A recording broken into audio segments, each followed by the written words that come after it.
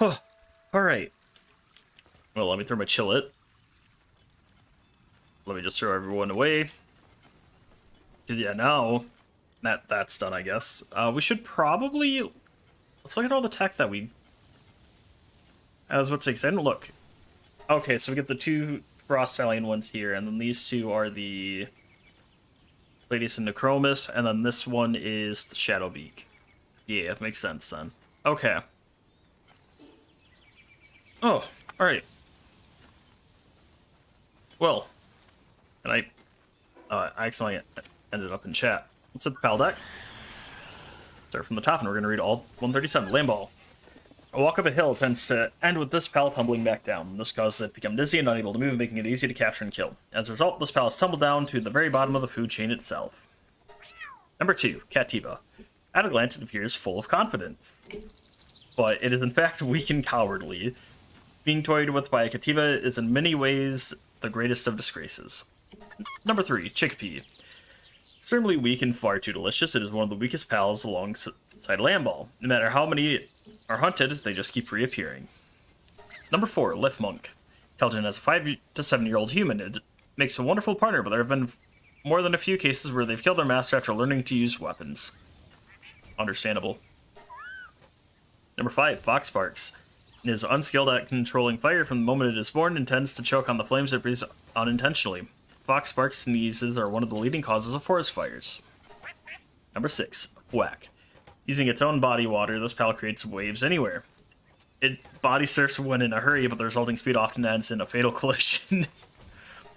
Number 7, Sparkit. During the dry season, this pal is always on the verge of blowing a fuse. Sparks can fly with even the slightest provocation, even amongst allies. Number 8, Tansy. Long ago, this pal used long objects like tree branches as weapons. After coming into contact with humans, however, it found something slightly more effective: guns. Number 9, Ruby. Wild Ruby surprisingly never gets sick. Eating one piece of a charcoal a day made by burning a branch is the secret to its eternal health. Ooh. Pinglet. The feathers of this pal have all but disappeared, but sadly, its desire to fly has remained as strong as ever. Even now, it tries to fly again in any way it can. Number 11, Penking. Surprisingly, it is unrelated to Pinglet. Ever wanting to be the center of attention, this pal will strut its stuff for any onlookers. Number 12, Jolthog. Releases the electricity stored in its body when under attack, producing a shock that can be over 10 million volts. If thrown, it can even be more lethal than any conventional heavy weaponry. Jolthog Christ. It unleashes cold air stored in its body when under attack. The frigid air blast it radiates is cold enough to freeze the air surrounding and easily pierces through any attacker's body. 12B. 13, Gumas. A strange pal with a body resembling tree sap. It gradually loses strength if it has nothing to cover its body with, eventually running away. Number 14, Vixie. The idol of Palpagos Island. If you bully a Vixie, you must be prepared to become enemies with the whole world. Number 15, Heucrides. Often lost in thought, sometimes finds it difficult to sleep. I think, therefore I am. Number 16, Tiefent. Large amounts of water pour from what is thought to be its nose, so some say it is in fact just snot. This has sparked fierce debate among PAL scholars. Number 17, Depresso. It has few friends because of the perpetually grouchy look on its face, but it is in fact kind-hearted. Some have seen it feeding Vixie who have strayed from their pack. So there's this issue in that, but okay. Typo. Cremis. Compared to Lamball, number 18, Cremis. Compared to Lamball, it has finer wool and a temperament more suited for domestication. However, it has historically always been kept as a pet. Cuteness is considered a virtue. Number 19, Draymon. It is thought that it is interested in to sleep and shows them an endless stream of happy dreams. Those who fall under its spell are never to awake until death takes them. Dang, dark. Number 20, Rushor. Being an extremely aggressive pal, it often picks fights before gauging its opponent's strengths. Though small, its powerful charge can even send boulders flying. Number 21, Nox. If you ever find Nox in your bedding, you should leave it where it lays and leave immediately. Picking it up is a one-way ticket to a never-ending night, so it... Yep, Kudere. Okay, I'm like, hold up, what do you mean?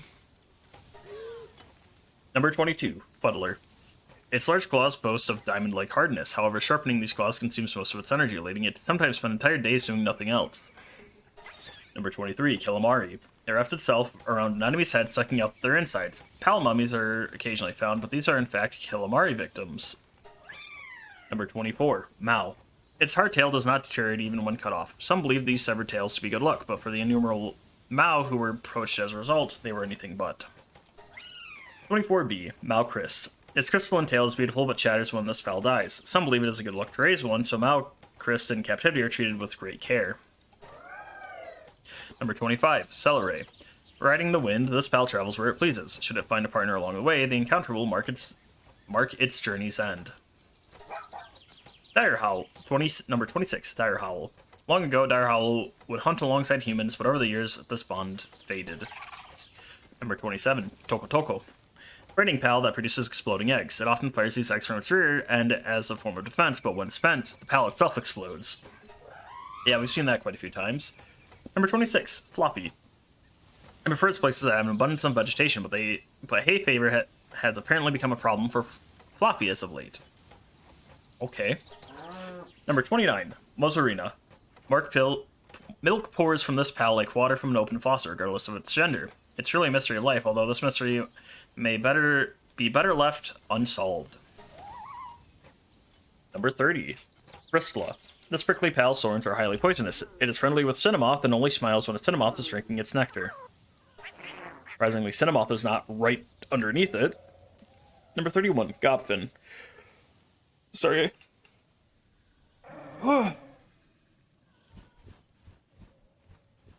Okay, long ago it was a large and powerful aquatic pal. As food became scarce, it evolved to live on land. Since walking requires much energy, it gradually became smaller and is now a small and puny pal. Number 31b. Once upon a time, it was a giant, powerful aquatic pal. However, with the dwindling availability of food, it ventured on land. As a consequence of burning many calories to walk, it astonishingly awakened its power to control fire. I love that. Ability is the same for both. Outside of that, the Aqua Gun and that's Spirit Fire. Number 32, Hungyu. Its gigantic arms can rip apart even iron. As part of a cruel form of execution, serious criminals would be strung up in a public square, and a Hungyu would tear the skin right from their bones. Oof. Number 32b, Hungyu Christ. Its gigantic arms can tear through blocks of ice. There were times when great sinners were tied in the town square and had their hair torn out by Hungyu Christ as a brutal form of public humiliation. Number 33, Mosanda. Pal so powerful it's hard to believe. In one experiment, this pal tore through 3,000 sheets of paper at once. It's only by some miracle that this pal isn't a meteor. Number 33b, Mosanda Lux. A pal whose power is truly shocking. By altering the electrical currents in its body, this pal has been able to overload its own strength. When it comes to sheer power, this pal may be top of the list. Both are Grenadier, yep. Number 34, Woolapop. Its entire body is 18,000 times sweeter than sugar. Carnivorous pals, lured by its scent, will find themselves overwhelmed by sweetness and even pass out should they take a bite of this pal. Number 35, Caperty. The shrub on this pal's back produces berries as long as it's properly fed. It offers these berries to potential mates, and if the flavor is to their liking, romance blossoms. Number 36, Melpaca. Don't be fooled by this pal's fluffy appearance. A hypersonic kick from one of its long legs may send you flying to the other side of the world. Alrighty then. Ichthyrdeer. The one who possesses the most impressive antlers become the leader of the herd. If their antlers are broken, they become depressed and leave the herd, never to be seen again. Dang. Number 37b. Ichthyrdeer Terra. The individual with the hardest horns becomes its leader. Once their horns are lost, so too is its leadership status. Leaves the herd, emits farewell glances, and quietly returns to the earth. Aww. Number 38, Nightwing. Carries newborn pals to its nest and raises them as a surrogate parent. Once the baby has fattened up, it hunts them. Oh. Number 39, Rabani. Pal who's never without a bright smile. Occasionally, it gets its tentacles tied up in knots by Kativa's pranks. During those moments, its expression changes to something altogether demonic. I'd like to see that. Number 40, Incineram. In the dark of the night, this pal snatches prey to bring back to its territory. What happens to those first souls afterwards isn't too hard to imagine. Yeah. Number 40b, Incineram Noct. It specifically targets baby pals, sending them back to its territory. One can only imagine the profound despair of the parent pal whose child has been taken away. Number 41, Cinnamoth. Sniffing its scale Sniffing. Sniffing its scales produces a feeling of unparalleled euphoria. Okay. There was some effort to further regulate this byproduct, but the Free Pal Alliance has vehemently opposed these measures, putting a stop to them. Number 42, Arsox. In the ancient times, carnivorous pals pursued them relentlessly. The absurd fury in the cries of Arsox transformed into a raging inferno, which has been passed on to this day. Number 43, Dumud. When too relaxed, its reaction time drastically declines. Even if it were sliced from head to tail, it probably wouldn't even realize that it should be dead until the next morning. Number 44, Cognito. Long ago, it freely soared the skies. After losing a contest with Gale Claw, it abandoned the skies and now lives a secretive life in the dark of night. Number 45, Leespunk. Not a punk. Pal that always takes great care to maintain a stylish stance, always on the hunt for the coolest poses. If given a mirror, it will spend all day posing in front of it. Number 45B, Leespunk Ignis. A pal that has an unusual obsession with their standing posture, always in search of the hottest pose. This pal's owner is constantly presented with fervent stances. Number 46, Loop Moon. The horns on its head grows under the moonlight. It doesn't hate the sun, but its horns itch when the sunlight hits them. Oh, dang. Oh! Can I turn you? It won't let me turn you. Rip. Number 47, Gale Claw. Pal that can easily take flight, even while grasping a human. It is, however, prone to letting go when tired, which has led to the sudden demise of more than a few souls. Dang. Number 48, Robinquill. A pal that is very similar to humans who hunt and live in the forest and may prove to be a key for understanding of what pals are and how they diverged from humans so long ago. Number 48B, Robinquill Terra. Pal that lives a hunting life in rocky areas and is very close to humans. When Robinquill Terra bones are found in ruins, there are always human bones found nearby as well. Oh. Well then. Number 49, Gorarat. It beats the ground rhythmically to communicate with its comrades. The meaning of each of them differs by the troop, but the distinction between them is still largely unknown. Number 50, Bee-Guard. A servant that pledges loyalty to Elizabeth. Any that cause harm to the queen are immediately expelled from the hive. It will gladly give its life to protect its queen. Number 51, Elizabeth. Chosen queen to rule over Bee-Guards. There's a chosen ending stream of servants willing to work themselves to death for the pleasure of serving their queen. One second, I want to like the song. Alright, number 52, Grintail.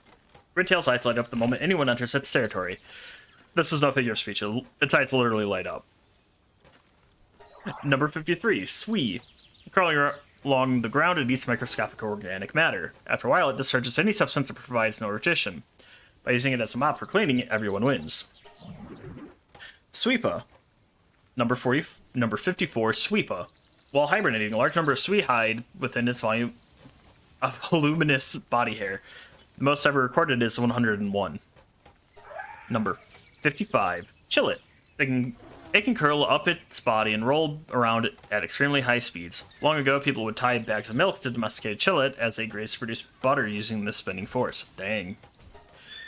Number 56, Univolt.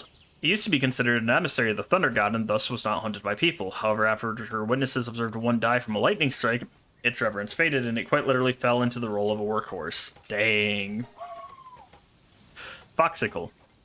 On nights when the aurora is visible, it looks up towards the sky and begins to howl a beautiful song. This does, however, leave it vulnerable to attacks from enemies.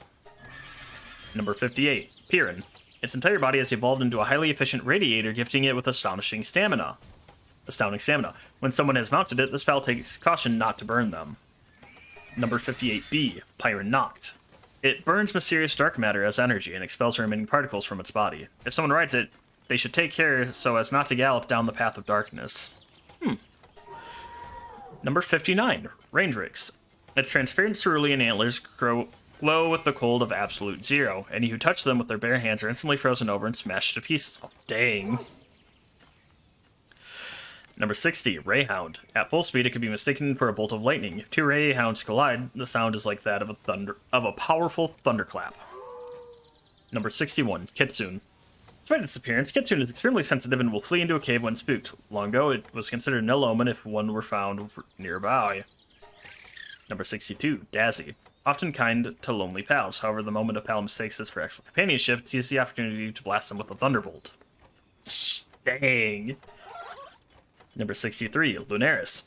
It can control those who carelessly stare into its eyes. Those seen with the Lunaris are in its are in its mind, simply under its control. Oh. Number 64, Dinosaur. Hell, who once angered cannot be pacified. It rages on it like an inferno. The phrase "step on a dinosaur's tail" has come to mean enraging someone. Number 64B, Dinosaur Lux. Though struck by lightning, it lives on. The phrase "struck by a Dinosaur Lux's bolt" has come to mean narrowly escaping death. Number 65, Serpent. Its hydrodynamic form is well suited to life in water. Poachers can often catch them and use them in place of surfboards. Still alive, I hope? I don't know. Number 65B, Serpent Terra. Its aerodynamic form is well suited to life on the sand. Poachers often catch them and use them in place of surfboards. Same thing, okay. Number 66, Maraith. It relishes the peculiar scent living things give off when they are near death. If a Maralix has taken a liking to you, it is safe to assume that is why.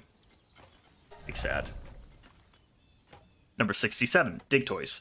Walking contradiction, possessing the strongest shell and the only drill capable of piercing it, Digtoise's Fable is a popular children's tale. Number 68, Tombat. Often appears out of the blue to flaunt prized wings in front of other pals. Although this appears to be an intimidation tactic, the pal seems to derive some kind of pleasure from the display. Number 69, Lovander. Seeking a night of love, it is always chasing someone around. At first, it only showed interest in other pals, but in recent years, even humans have become the target of its debauchery. Oof. That crotch is a little, yeah. Number 70, Flambell. When it starts crying, this pal produces magma in place of tears. The magma that pours out is absorbed back into its body, causing it to get hotter and hotter. The more it cries, the stronger it becomes. Dark. Number 71, Vanworm. The melodies of a flute made from the exoskeleton of a vanworm are said to cross whole mountain ranges. In ages past, such flutes were used to signal an attack.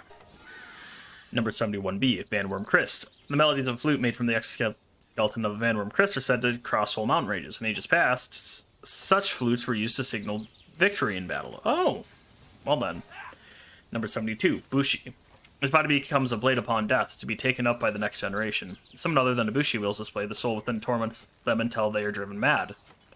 I like that. Number 73, Beacon. Something it's related to... It is a related species to Ragnahawk, but there is in fact no connection. Using a sharp beacon sent on its brain in a quick motion that resembles a bolt of lightning. Number 74, Ragnahawk.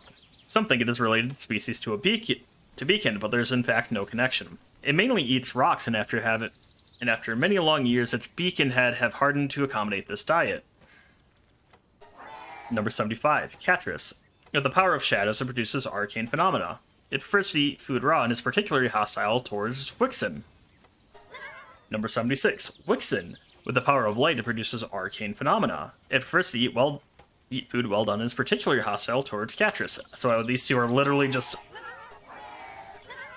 inverse of each other. I love it. Number 77, Verdash. Land that Verdash has run across becomes extremely fertile, with thick vegetation growing there soon after. It will not run anywhere that herbicide has been used. Makes sense. Number 78, Veilet. The castle filled with the king's favorite flowers. Great battle ensued, and flames approached the castle. Amidst the chaos, the spirit of a flower appeared. From the fairy tale, the king's flower. Alright. Number 79, Sibilix. Cow that likes the rain will often bask in rain showers until the weather clears up. On rainy days, foxbarks can often be found taking shelter beneath it. Number 80, Alphadran. It possesses a demeanor as pure as its appearance suggests. Perhaps because of this, it is sometimes unable to discern good from evil, often allowing wrongdoers to take advantage of it. Number 80B, Alphadran Aqua. It possesses a demeanor as pure as its appearance suggests. Perhaps because of this, it harbors no ill will in any of its actions and is indifferent even after killing someone. Dang. Number 81, Kelpsie. Its personality changes depending on the quality of water it was born into. Kelpsie born into polluted waters are generally ill-tempered and quickly become delinquents. Number 81B, Kelpsie Ignis. Their personalities change depending on the temperature of the water where they were born. Kelpsie born in warm waters generally have a passionate, motivated personality. Number 82, Azerobe. This pal's white robes turn black if doused with impure water. Given its usefulness in detecting poison, this pal was once overhunted. This past has left them bitter towards humanity. I don't blame them. Number 83, Cryolinx. It can easily climb steep mountains with its hard claws. However, its short legs make it difficult to descend, often leaving it stranded in high places. I love that. Number 84, Blaze Howl. While it prefers raw meat, it always ends up eating well-done meat. This is due to its blistering claws, which it uses as its weapon. It simply doesn't realize its prey gets burnt to a crisp. Number 84B, Blaze Howl Knocked. While it prefers raw meat, it always ends up eating tainted meat. This is due to its dark claws, which it uses as its weapon. It simply doesn't realize its prey gets cursed. Sorry. Number 85, Relaxaurus. Contrary to its blasé appearance, it's quite ferocious. It perceives everything in its eyesight as prey and will stop at nothing to devour it. Number 85B, Relaxaurus Lux. One day, Relaxaurus had an idea. Maybe it was time for a change. Just then, an electric shock raced through its body. Why does it give me, like, Shaggy vibes? Number 86, Broncherry. Its scent drastically changes before and after pairing. It exudes a pleasing aroma after finding a partner, which is called the fragrance of first love. Number 86B, Broncherry Aqua. Its scent drastically changes before and after pairing. It exudes a pleasing aroma before finding a partner, which is called the perfume of purity. Okay. Interesting. Petalia. A pal that transforms into a massive plant when at the end of its life. Once every 10 years, a beautiful flower blooms and a new Petalia is born. Reptiro. Magma-like blood runs throughout its body. If a large amount of water is thrown on it, the water rapidly heats, causing an immense vapor explosion. Number 88B, Reptiro Christ. Ice-cold blood runs through its body. If heated rapidly, its blood evaporates, causing an immense vapor explosion. Number 89, King Paka. Alpacas serve this pal. Contests between King Paka offer up their vassals as a wager. Those seen alone are losers of such contests. Number 89B, King Paka Christ. With a heart of ice, this pal is terrible at expressing its emotions. A solitary individual is pitiable, seen as too clumsy in the eyes of a Alpaca. Number 90, Mammorest. The vegetation on its back varies between individuals. There's a long history of appreciating this veritable garden of a pal, and there are even Mammorest pruning specialists. Number 90B, Mammorest Christ. The vegetation on its back varies from individual to individual. There was a time when seeds of presumed extinct plants were found still frozen in the back of a Mammorest Christ. Number 91, Wumpo. Researchers once tried to shave off its hair to reveal its true form. In the end, only hair was left, as if that was all there was to begin with. Number 91B, Wumpo Baton. Researchers once tried to cut the grass off its body to reveal its true form. In the end, only the grass was left, as if that was all there was to begin with. Number 92, Warsect. The ultra-hard armor surrounding its body is extremely strong and heat-resistant. Even a napalm blast would hardly leave a scratch. Dang. Number 93, Fingalope. In ages past, this beautiful visage was a common sight in paintings. As time passed, its beautiful pelt and antlers were often seen in works of art. Number 94, Felbat.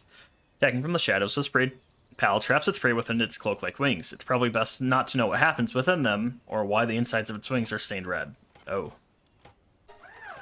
Number 95, Wyvern. Sleeping while cuddling a wyvern is said to be a heavenly experience, but there are some who have been crushed and sent to heaven by ones that toss and turn in their sleep. I love it. Blazamut. Legend says it was born during a volcanic eruption. A strange group even claims that this continent is laid upon the back of a giant Blazamut. Possible. Hellzephyr. Number 97, Hellzephyr. It calls forth lightning from the depths of hell. One who died from Hellzephyr's inferno is sure to be sent to the underworld. Number 98, Astagon. A savage beast born of the abyss. Thou shalt not stand before the beast, thou shalt not heed the beast. Number 99, Menacing. Being made of pure energy, its insides are completely hollow. This pal crams still living prey into its hollow body where it absorbs them. House screams of pain can often be heard coming from inside this pal. Dang. Number 100, Anubis. Once seen as a symbol of nobility and an idol for those who shunned wealth and power, yet over time this palette became a token of death. Number 101. Jormuntide, or Jormuntide. Legend said that Jormuntide was once a wise man who, after being wrongfully convicted and cast into a whirlpool, turned as this pal to destroy those who wronged him. Number 101b, Jormuntide Ignis. Legend says that Jormuntide Ignis was once a warrior who, after being wrongly convicted and cast into a volcano, returned as this pal to destroy those who wronged him. Your Stormbringer Sea Dragon. Stormbringer Lava Dragon. Okay. Number 102. Suzaku. Was once believed to usher in the dry season. Whenever there was a drought the previous year, people would relentlessly seek to call its numbers, hoping to bring about a plentiful harvest in the next year. Give me the flame. Yep. Number 102b, Suzaku Aqua. It was once believed to usher in the rainy season. There was a flood the previous year, people would relentlessly seek to call its numbers, hoping to avert disaster in the coming year. Number 103, Griswold. With a friendly smile and a hardy physique, it is docile towards one it recognizes as a partner. For reasons unexplained, its personality undergoes a drastic change when wielding a minigun. I don't like how the texture's loaded on this guy, sadly. Like, it didn't load properly. Number 104, Lylene. Docile pal full of love. It watches over small pals who have lost their parents. It uses a full power solar blast to discipline naughty pals. Dang. Number 104b, Lylene Noct. An elegant pal full of grace. It admonishes any who are disrespectful with a painful slap. Some pals actively seek out this punishment. Kinky. Number 105, Polaris. When it finds its prey, it unleashes a whirlwind of flames, burning the entire area to ash. Polaris' breath is known for its pleasing scent. Interesting. Number 106, Orsurk. It sends electricity into its foes' wounds, roasting them from the inside out, fighting between Orsurk and in the blink of an eye. Number 107, Shadowbeat. Born from the depths of insanity, its very existence should not be. Having lost all genetic ties to other pals, one even wonders if it could still even be considered a pal. Oh. Ah, yeah, modified DNA. Yeah. Number 108, Palladius. Oh, sorry, a new song came on. Once one with Necromus, its gleaming form is free of all negative emotions. However, a glimmer of hatred can still be seen deep within its eyes. Number 109, Necromus. Once one with Palladius. Its darkened form is the embodiment of negative emotions. However, a glimmer of compassion can still be seen deep within its eyes. Number 110, Frostalion. Guardian deity of Palpagos Island, known as Winter Caller. In the past, when a calamity struck the land, it soared into the sky and sealed away the threat by casting the island into an eternal winter. Number 110b, Frostalion Noct. Guardian deity of Palpagos Island, known as the Nightcaller. In the past, when a calamity struck the land, it soared into the sky and sealed away the threat by casting the island into eternal darkness. And number 111, Jetragon. Jetragon. Watching over Palpagos Island from high above. When calamity returns to the land, the earth will split open, the skies will burn. It is destined to strike down the calamity in a flash of total destruction. Bam! Now onto the journals. Castaway Journal, Day XX. Castaway's Journal. This world harbors a secret. I was convinced of it when I began re-examining the globe's geographical features for my research towards the end of last year. Looking over the islands of the world, I noticed something strange. It felt like a certain area was empty, so to speak. I knew there should have been something there. It was unbelievable to me how no one could have noticed such an obvious absence in this location. With a few months of preparation, I was successfully able to guess the location of an island based on my hypothesis. With conviction in my heart, I chartered a boat and set out for the island alone. Day 0. Strangely enough, the island is shrouded in a thick fog that makes discerning it from the sea impossible. Attempting to steer away from the fog, I turned rudder, only to be enveloped by an even deeper fog. Just then, someone attacked me. I have no idea where the attack came from, but my boat was all but destroyed. With nothing but wreckage left, I was still somehow able to make it to the coast. This island exists in no database. Is it an island hidden from the world? Why is it being hidden? Why is it not on any of maps? I'm certain that this is all intentional. Was that attack on my vessel part of an attempt at complete concealment? Day 1-1. Found a strange device on shore. It appears to be some kind of electrical contraption, but its odd design looks like no modern technology I've seen. The device is capable of recording images and displaying information about what is shown in them. I decided to take photographs of the island using this device and use them along with this journal to document what I find. So that... Ah, the island. Thick fog. A land ball. Day 1-2. Soon after stepping foot on the island, I discovered a living creature nearby. Not only that, but every living thing I found here is like nothing I've ever seen. On the other hand, normal creatures you might find on any other island seem to be almost entirely absent. It seems this land has quite a unique ecosystem. I now know that its absence on any map is not only the only special feature of this place. I've decided to use this device I found to record the various species I encounter. The Paldeck. Day 2. As I explored around foot, I found a sphere that emits a peculiar blue light. I threw it without much thought, and the creature landed. The air transformed into what seemed to be light, as though the sphere had absorbed it. Unbelievably, when I tried throwing the same sphere again, the creature reappeared from the light and stared at me with what seemed like an amicable expression. As it began to create a shelter to protect me from the elements, the creature astonishingly began to help me. How useful. Wanting to deepen my connection with this living thing, I decided to name its kind Pals. To match, I christened this land Palpagos Island. Day 3. Castaway's Journal. I discovered what appears to be an ancient ruin while exploring this island. Did humans once live here? Finding them some kind of mural on the walls, I deciphered the symbols and found that it was none other than instructions on how to make this strange spheres from before. Using Palladium, the name I've given to the blue ore found throughout the island, as a catalyst, it is possible to transform mere wood and stone into one of these spheres. I must record this method of production on my device. There happened to be a weakened pal near me, unable to move. Rolling a sphere towards it, I was able to capture another pal. So we're going to quickly jump online, because this next one you can't actually physically find. Where is it? Okay. Castaway's Journal, Day 5. I have since befriended several pals. Some are similar to sheep and birds, others to cats. Each also appears to be skilled at different kinds of work. They divvy up work of their own accord, and make my life easier for me here. I'm sure the ancient civilization here must have worked with pals to prosper. Pals are not all intelligent per se, but they all work quite diligently. Pals helped build those ruins, there must be some reason why they were destroyed. Yeah, that's the one that's here. Day 6.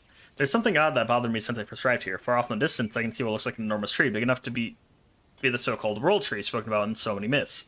Still, it's so large that no amount of fog would be enough to obscure it from the view from outside this island.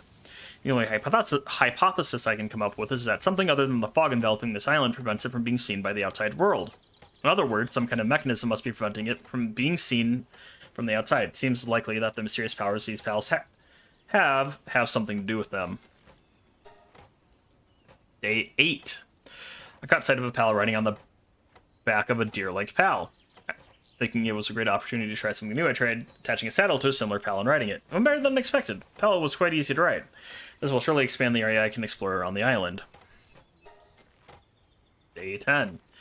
Today I decided to take my pals on a bit of an excursion. A tower-like object visible in the distance piqued my curiosity. After walking a while, I encountered another human. When I tried to talk to them, however, they didn't say a word and just pointed a gun at me. Since they're on this island, it would make sense to consider them a remnant of the ancient civilization, but their attire suggests they're likely from the same era as I am. Are they just like me from the outside? Or has this ancient civilization developed here of its own accord? I was in a rough spot, but my sheep pal protected me, allowing me to escape unscathed. I immediately returned to my base of operations and found that all my pals were safe. There's still so much to learn about this island. 11. Day 11. I had no choice but to run away yesterday, but I can't stop thinking about that tower. Just as I decided to fashion some gear to try approaching it again, I heard the sound of gunfire behind me. The person from yesterday is after me. I couldn't sit by and do nothing. I blazed all my pals for a counterattack. Before I knew it, they got carried away and killed the assailant. It's not like I killed anyone directly. There's no one to blame here. Day 12-1. As I approached the tower for the second time, I once again heard the sound of gunfire. It seems like there are groups that have banded together and now fighting for territory. I believe they're mostly using pals to fight this battle. This place isn't safe. I need to be stealthy if I'm to wander around here. 12-2. While taking a breather, I tried to figure out what those people were again, but to no avail. They're from the outside like I am. It would seem strange that such a large group would not have information about leaving the island. I can only come to the conclusion that they're remnants of the ancient civilization here, fighting for survival. Can't fathom why or how they have guns, but it seems only natural that they must have created their weapons themselves. That, or it's possible they're imitating things that have drifted onto shore for whatever reason. 1213. Dang, okay, we know that tower. After a long journey, I finally managed to arrive at the tower. I'm merely certain it's a relic from the ancient civilization. However, I have no guess as to why it was built. Still, I can feel that there's an energy flowing through that place, similar to that of Paldeck. When I touched an inscribed stone slab, I found myself transported to some strange place.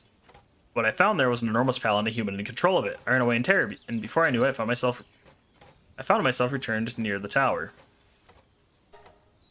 Day 13. Worked out that the ancient must have lived in luxury alongside pals, yet due to some unknown reason, that way of life was lost. Perhaps it was a massive natural disaster, or maybe a struggle broke out for scarce pals and resources. Then again, maybe it has something to do with the teleportation I experienced in the tower. Supposing that some power is responsible for that spatial teleportation, perhaps similar to how the pal spheres work, what would happen if that power were utilized in other ways? Power was so great that humans could not control it. Perhaps that is what destroyed the civilization on this island. Day 15. I have tried to avoid thinking about it, but the foodstuffs I brought along are all but gone, and I'm sick and tired of eating berries. I did happen to find a pal eating the flesh of another pal. It looks so delicious. I just can't say I was proud to think as much sometimes, but sometimes sacrifices are necessary. Captured a wild bird pal, skinned it, fried it up for dinner. It was so delicious. The sensation of eating meat was enough to make tears run down my face. Whether in killing fellow men or pals, this island has ways of making one forget about their ethics. A cave. Day 18. I decided to distance myself from the tower and have begun to explore the other areas. There are places in each area that appear to be vast caverns. They appear to have traces of human involvement and are going to be found throughout them. Could someone have used pals to dig these holes? I can't help but feel overwhelmed by all the mysteries I'm unable to solve when my pals have come with me no matter where I go. As long as I have food to give them, that is. Yeah. Day 22. Oh. What on earth is that huge pal? I was simply walking along an open field when I encountered a massive pal, the likes of which I've never seen before. I fled in surprise, but if I were to befriend a pal like that, I would have nothing to fear on this island. The existence of a pal of that size is sure to prove that pals don't follow the laws of nature as we understand them. Perhaps the pal's source of energy don't come from food or photosynthesis alone, but some kind of other energy. The power I encountered in that tower may have also been utilizing the same energy source, but through human hands. Okay. Day 25. After living alongside pals for some time now, I've come to realize that they don't breed like normal animals. All it takes is the presence of a male and female pal with some time and egg simply appears.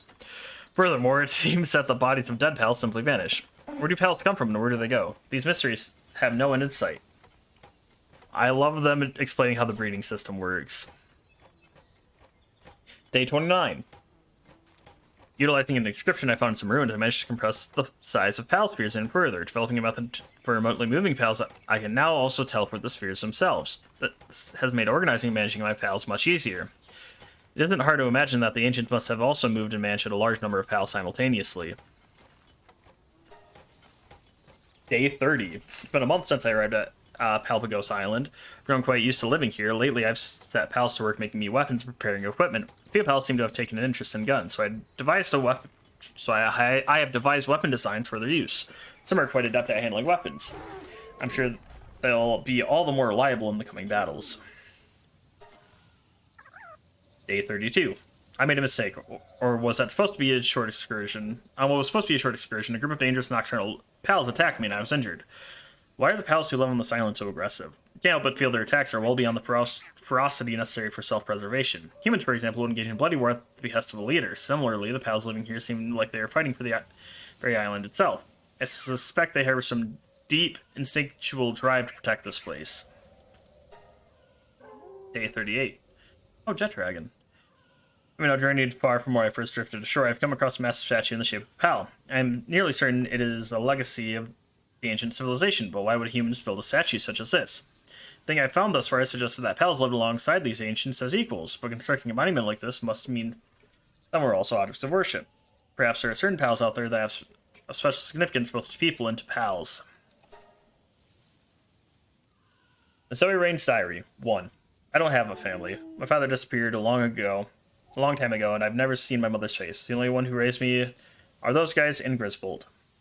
That's why I have no choice but to survive this tiny little world. Those guys all chase around pals with their guns. They capture the ones they hurt and sell them to these other weird guys. In return, they get food. They even share it with me. That's why I don't have to go hungry. I don't think any of those guys really care about me. They just keep me alive because I'm the daughter of one of their bosses. Still believe that, even if I'm a boss now, too. Number 2. Griswold was one of the pals they were going to sell, but she looked so lonely in her cage. She was just like me. And father, I thought. I was still little back then, so I couldn't control myself. I waited until everybody was sleeping and opened Griswold's cage and ran off far away with her. I shared half a slice of my breakfast toast with her, but we were both hungry by evening and went back to the base. Of course, all the guys were super angry. Threw me in a cage with Griswold, and I thought we were going to get taken away, but Griswold protected me. Not even their guns or bats could beat her. How did she get captured in the first place if she's that strong? I bet she didn't even try to escape, the big dummy. I gave Griswold a command, and she called down a huge lightning bolt that wiped out all the guys. Didn't even wake up until the next morning. Ever since then, I've been with Griswold. Day 3. Or Diary 3. There's a group that opposes ours, stationed a little ways away from where we live. They don't like the way we sell pals and use weapons. Our group sneers at them and calls them the Free Pal Alliance.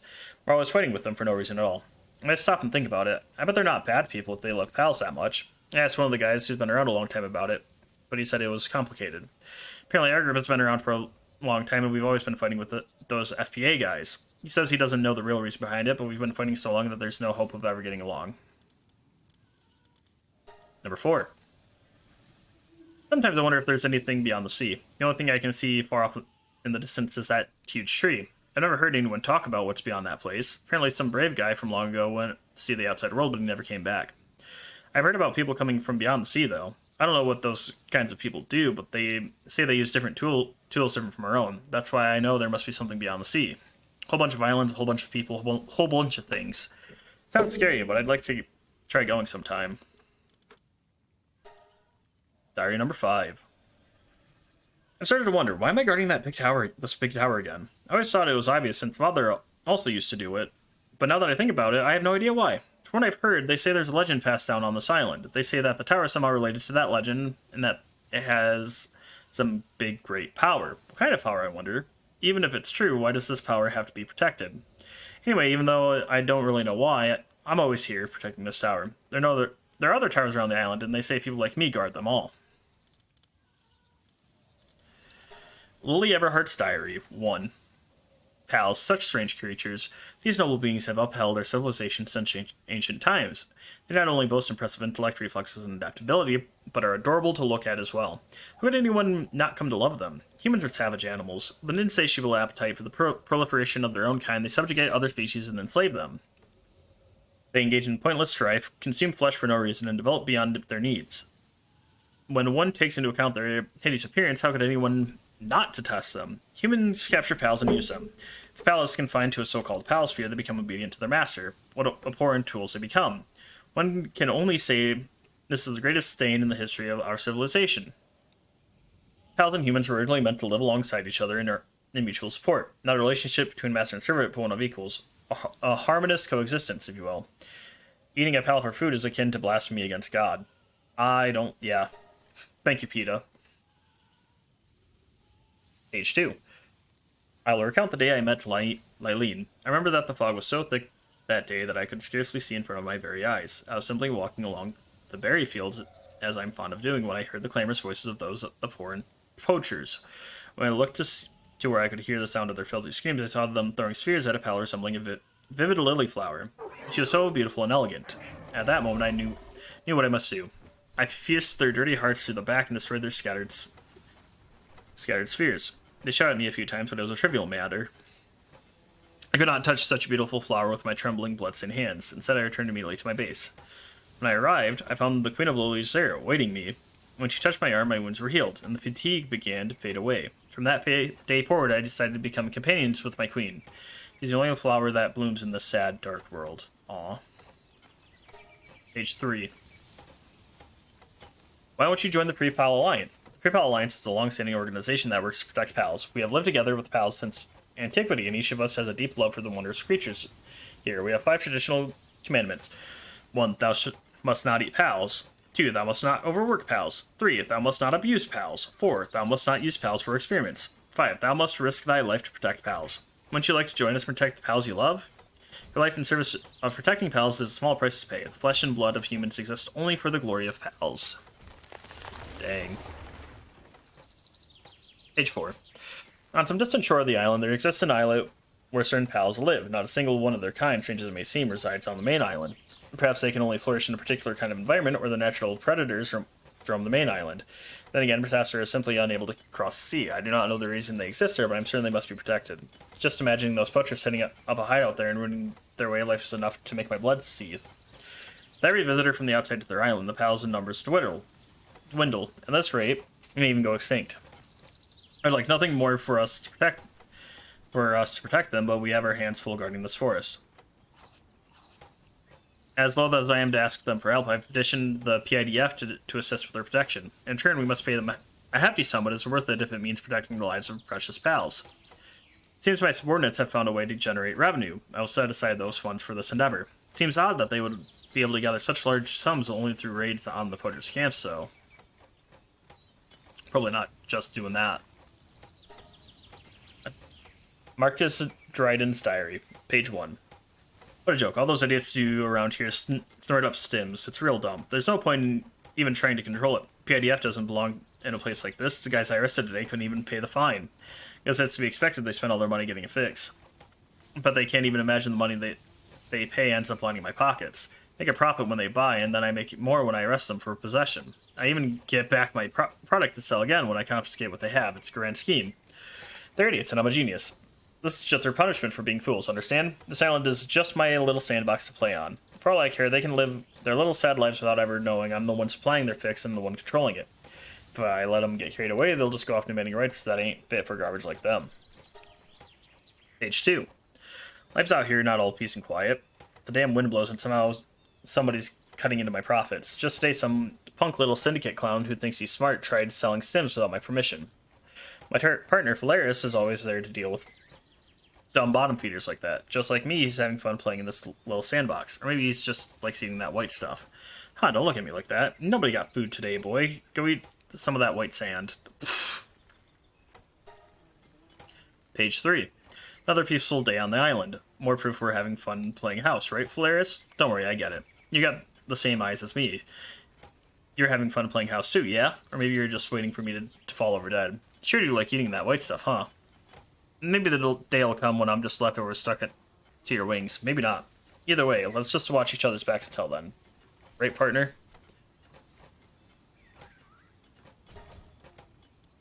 Victor Ashford, Diary 1. On interspecies pal experiments. Results. Failure. Attempted to combine various four-legged and winged pals, but no sex patterns emerged. Some combinations succeeded in creating bodies, but these deteriorated in seconds and were disposed of. Impressions. Reconsideration of chemicals for response control is necessary. Furthermore, the expansion of species to inspect is also likely necessary. We'll reconsider extracting chemicals from ichthyodeer antlers to create a compound. Storage temperatures also require consideration. Note, acquire one ice pal for cooling purposes. Re-examination of base DNA information from the species under consideration is desirable. Analysis of PAL DNA information is pressing but requires new equipment. However, the current experiment was coincidentally acquired from outside.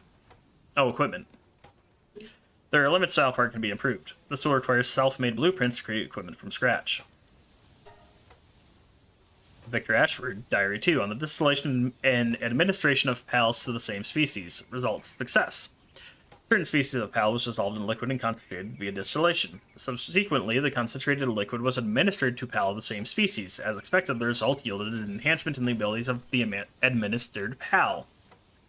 Impressions. This experiment, initiated as an alternative approach towards generating powerful PALs, surprisingly yielded favorable outcomes. Theories postulating that PALs of certain species contain the nutrients most necessary for the same type of PAL seem valid. This experiment has accordingly resulted in the enhancement of the test PAL's abilities. However, there remains a slight doubt regarding whether the observed enhancement surpasses the anticipated values.